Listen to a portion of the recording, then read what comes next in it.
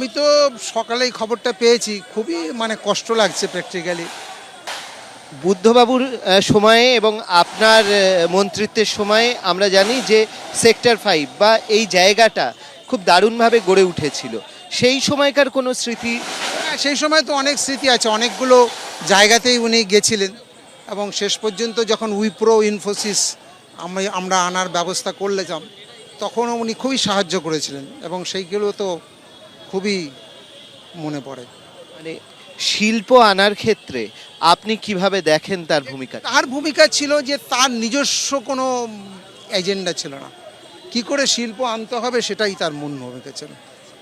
আর এই যে সেক্টর 5 বা এই যে আইটি হাব গড়ে উঠলো, সেই ব্যাপারে আপনাদের কিরকম? প্রচণ্ডভাবে উনি সাহায্য করেছেন, সবসময় উনি খুব সাহায্য করেছেন, এটা বলার। এত স্মৃতি যে আমি ঠিক একটা কোনো স্মৃতি তুলে এনে বলতে পারবো না, বুঝতে পেরেছেন তো। তাও যদি একটা আমাদের সঙ্গে একটু। ওনার সাথে অনেক মিটিং করেছি, আর ওনার একটা স্বভাব ছিল যে খুব সরল ছিলেন, ভীষণ সরল ছিলেন, সেইটা একটা মেইন জিনিস। আর ওনার তো আমরা জানি যে ওনার ঘরেতে শুধু বই ভর্তি থাকতো, নন্দন চত্বরে বুদ্ধবাবুর অবাধ আনাগোনা ছিল। সেই জায়গায় মানুষটা কিরকম ছিলেন রাজনীতির এই বাইরে? জায়গায় তখন ওনার একটা চর্চা সবসময় ছিল নিজের পড়াশোনা নিয়ে। আমি একবার জিজ্ঞাসা করেছিলাম যে আপনি এত রবীন্দ্রনাথ মনে রাখেন কী করে? বলে ওটা আমার স্পেশাল সাবজেক্ট ছিল।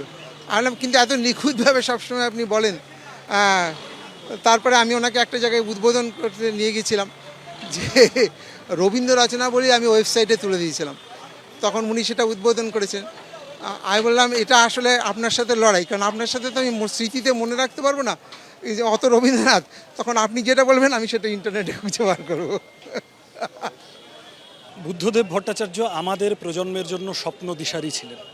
আমাদের প্রজন্ম তাকে আঁকড়ে ধরে বাঁচতে চেয়েছিলাম এবং বুদ্ধদেব ভট্টাচার্যের চলে যাওয়াটা আমাদের প্রজন্মের কাছে বিশেষত বাড়তি ধাক্কা, বিরাট ধাক্কা।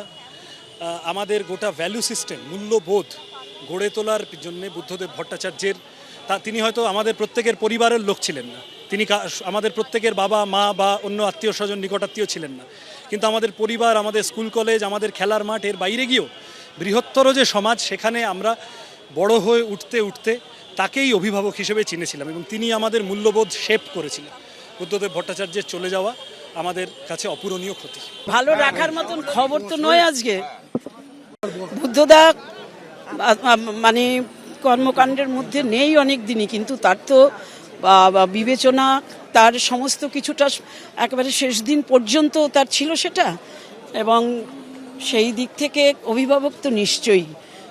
আজকে একটা আমাদের রাজ্য রাজনীতি, আমাদের দল, আমাদের সমাজ, আমাদের ভবিষ্যৎ, এই সমস্ত কিছুর সাথে তো বুদ্ধদেব ভট্টাচার্য তার অনেক কর্মকাণ্ড জড়িয়ে, কাজে এই সবটা মিলিয়ে আজকে এটা সকলের পক্ষেই অত্যন্ত শোকের দিন এবং ক্ষতির দিন, মানে অত্যন্ত দুঃখের, অত্যন্ত কষ্টের, অত্যন্ত শোকের আজকের এই দিন।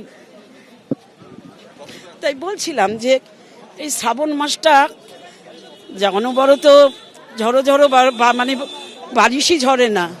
রবীন্দ্রনাথ 22শে শ্রাবণ আমাদের সবাইকে কষ্ট দিয়ে চলে গেছেন, সে শোক আমাদের জাতির শোক, আমাদের সামাজিক সাংস্কৃতিক জগতের শোক।